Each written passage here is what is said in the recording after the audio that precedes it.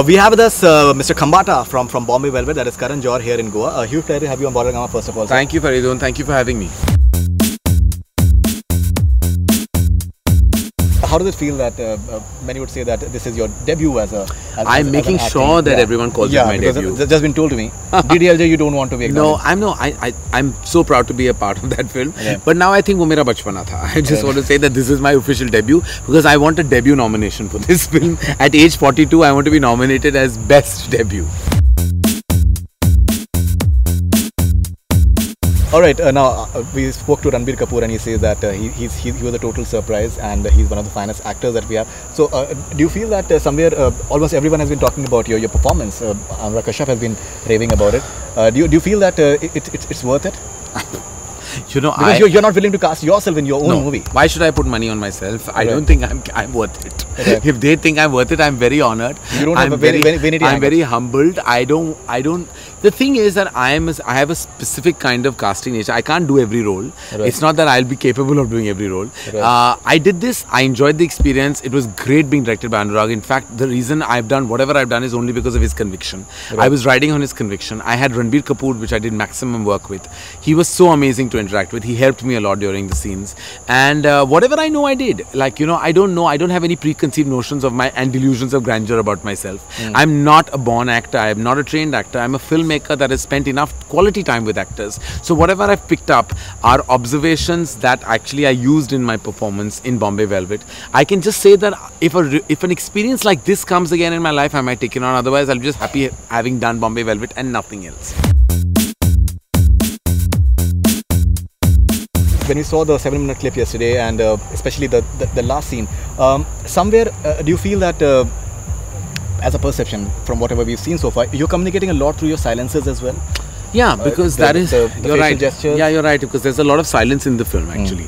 The silences have to speak volumes, and that was how I think the character has been written. There's a lot of silence, there's a lot of eye play, like, a lot of expressions that just come through the eyes. He wanted a certain insanity in my eyes, a certain redness always, because the backstory of the character is that he's an alcoholic. So he always comes a little like inebriated, he always comes a little hungover. So he's always a bit zonked, he speaks a bit slowly, and yet there's an evilness in his eyes, and that there was all that was told to me.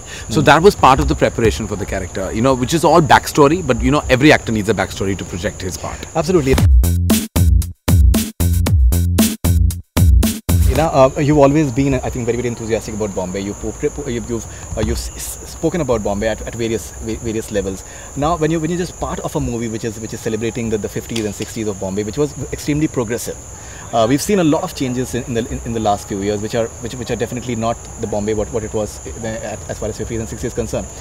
Somewhere, do you feel that you feel like just going back to that era because it was far more modern than what it is now? It definitely was. I mean, when I saw the setting and I saw the referencing and I know what the 60s were like through my parents, they didn't call it the swinging 60s for no reason. It really was the swinging 60s. And I feel today we are regressing in terms of morality and attitude. I mean, we've suddenly become like the moral police of the nation, and we are all regressing in terms of syntax, attitude, approach, lifestyle. Sure. The 60s were progressive, they were beautiful, they were modern, they called it the flower power generation. I mean, it was so much happening in the 60s that I think we should be so immensely proud of. The music was so unusual, the culture was vibrating. And when I was a part of Bombay Velvet and the set, I really felt like I was taken back in time, and I so enjoyed that time that I spent in the 60s. You always liked showing the sort of that richness in your movies. You've always been associated with that, and somewhere we are seeing that in your character as well, as far as Bombay Velvet is concerned. Be it the cars, be it the high society life as well. So, did you enjoy that particular? Yeah, that was great because I had a great car that I came out of. I wore great suits and clothes. Right. I was always like in a set that had a lot of flamboyance. Right. So it felt very much like my own vision, but only retro. Ae Dil Hai Mushkil, both Ranbir and Anushka, they're very, very excited about the film. Yeah. Ranbir is saying that it's damn good fun.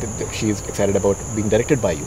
Right. So you looking forward to? I can't wait to get on set again because it's been 2.5 years since I've been on set, and I'm directing all three of them, Anushka, Ranbir and Aishwarya for the first time. Right. Just making a film with the three actors I haven't worked with, and making a film that I believe is different, telling a love story in a completely different way has excited me the most. I can't wait to finish all my other responsibilities, get on that set and absorb myself into the world of Ae Dil Hai Mushkil.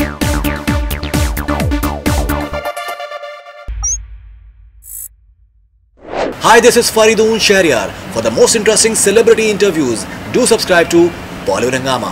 Keep on watching.